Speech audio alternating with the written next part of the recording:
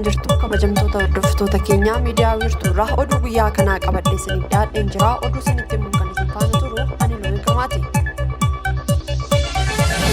Dr. Abiy gaanfa Afrikaatti ergamaa addaa Ameerikaa waliin mari'atan. Ministeerri muummee Federii Dr. Abiy Ahmed gaanfa Afrikaatti ergamaa addaa Ameerikaa Mikaa'el Hamarii fi barreessaa gargaaraa dhimmoota Afrikaa ministeera dhimma alaa Ameerikaa Mooliif waliin mari'atanii jiru. Marii isaaniitiin dhimmoota naannawaa fi damee hedduu irratti mari'achuu Dr. Abiy Ahmed gama miidiyaa hawaasummaa isaaniitiin ibsanii jiru.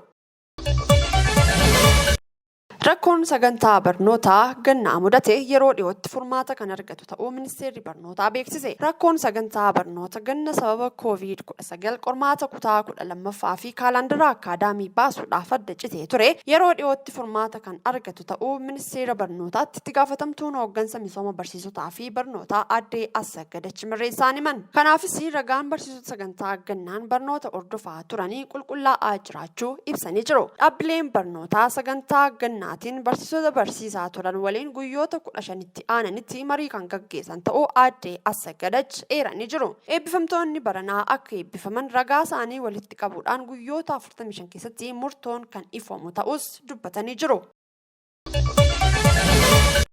Guyyaa boruu magaalota garaagaraa 20tti mariin uummataa kan gaggeeffamu ta'uun ibsame. Waltajjichi mata duree obbolummaa, sabdaneessummaa, nageenya waaraa fi badhaadhina hunda galeessaaf jedhuun kan gaggeeffamu ta'uun eeramee jira. Waltajjiin kun maricha irratti qondaaltonni olaanaa mootummaa dhimmoota garaagaraa irratti uummata kan mariisisan ta'uunis eeramee jira. Qondaaltonni kunneenis magaalota giddugalli waltajjii marichaa itti gaggeeffamu galaa jiraachuunis ibsamee jira.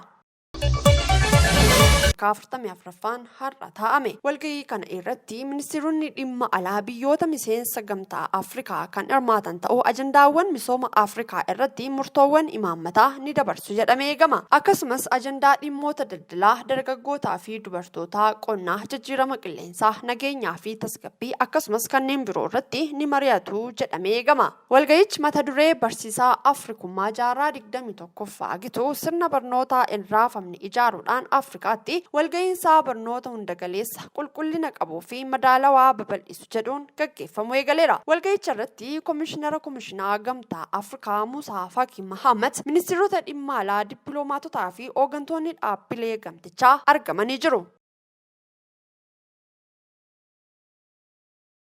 Manni maree naannoo Sidaamaa marsaa ja'affaa bara hojii sadaffaa yaa'ii idilee isaa ja'affaa har'a taa'uu eegale. Yaa'iin kun guyyaa sadiif kan taa'amu yoo ta'u dhimmoota adda addaa irratti ni mari'atama jedhamee eegama.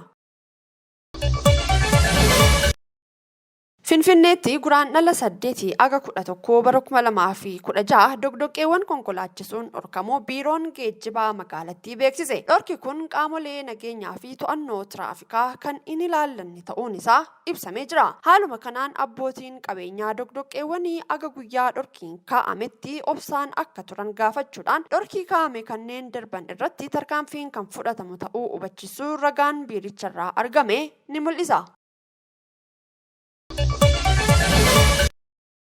Somaaliyaatti haleellaa Al-Shabaab raawwatteen gaddi itti dhaga'amu mootummaan Itiyoophiyaa ibse. Ministeerri dhimma alaa Ambaasaddar Taayyee Asqaslaaseen shororkeessaan Al-Shabaab haleellaa Somaaliyaa irratti raawwateen mootummaan Itiyoophiyaa gadduu ibsan. Ambaasaddar Taayyee gareen shororkeessaa Al-Shabaab haleellaa raawwateen lubbuu namoota darbee fi miidhaa qaamaa qaqqabeen uummanni fi mootummaan Itiyoophiyaa gadduu himanii jiru. Haleellaan kun nageenya Somaaliyaa fi gaanfa Afrikaatiif balaa ta'uu ibsuudhaan biyyoonni naannawichaa walta'iinsa garee shororkeessichaa irratti taasisan cimsuu akka qaban kan akeekuudha jechuun ragaan ministeera dhimma alaa irraa argame ni mul'isa. Maazii Mallasaa dhalattuu Itiyoophiyaa Niw Yoorkitti barcuma paarlaamaa Ameerikaa qabachuudhaaf dorgomaa jirti. Filannoo addaa kibxata kaleessaa Niw Yoorkitti gaggeeffameen dhalattuun Itiyoophiyaa Maazii Mallasaa Piilii paartii Riippaabilikaanii bakka bu'aa paartii Diimokiraatii kan ta'an Toom Soozii waliin dorgomanii jiru. Namootni siyaasaa lamaan kun barcuma miseensi mana maree Joorj Saantos irraa kaafame qabachuudhaaf wal dorgomanii jiru. Joorj Saantos yakka malaammaltummaa fi maallaqa filannoo dhimma birootiif baasanii himannaa jedhuun himatamanii erga mana marichaatii sagaleen itti kenname booda akka barcuma gad lakkisan taasifame. Waldorgommii kaadhimtoota lameen keessatti dhimmi walfalmii ijoon dhimmi godaantota pirezidaantii duraanii Doonaald Tiraamp fi pirezidaantii Joo Baayiden gidduutti qabxii waldorgommii taa'uudhaaf deema jedhamedha. Dhalattuun Itoophiyaa Maazii Mallasaa Philiip dhimma kana irratti morkattuun isaanii Soozii fi Dimookiraatonni kaan daangaa Ameerikaa to'achuu hin dandeenye jechuudhaan jabeessanii qeeqaa turaniiru. Kan hordofaa turtan miidiyaa wiirtuurraa oduun guyyaa kanaaf qabannee dhiyaanne kana fakkaata. Yeroo gaarii nu waliin qabaattaniif ulfaadhaa jechaa miidiyaa wiirtuurraa qophiilee afaan waliin turtii gaarii qabaadhaa.